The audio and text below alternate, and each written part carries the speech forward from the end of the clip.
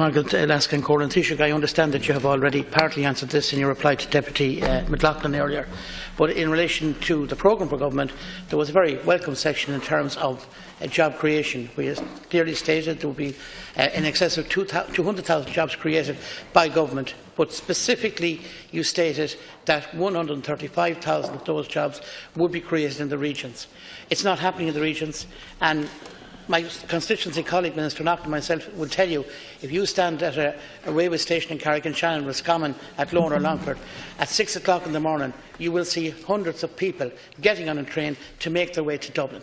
Now, yesterday, in reply to a similar type question, you spoke about increased employment, and there is a drop in unemployment. And you mentioned Louth, you mentioned Meath, you mentioned Carlow, you mentioned Kilkenny, and you mentioned Galway City.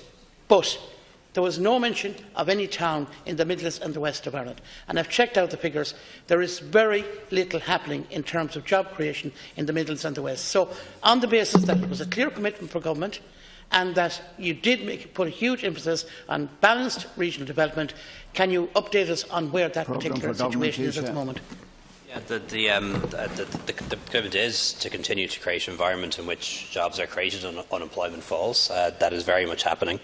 Unemployment is continuing to fall, close to 6% at the moment. Long-term unemployment is around 3%. I doubt any people thought 5 or 6 years ago we would get long-term unemployment down as low as 3 or 3.5%. Over 70% of jobs being created are being created outside of Dublin, which I think is very positive. Specifically in Roscommon, since 2011, the unemployment rate in Roscommon has fallen by 34%, which is considerable, and there's been an increase in employment within the county itself of 6%. I'm also advised by Mr Naughton that just in the last 10 days there have been 6 investors visiting Roscommon with the view to considering Roscommon as a place to locate further employment, which I think is very welcome.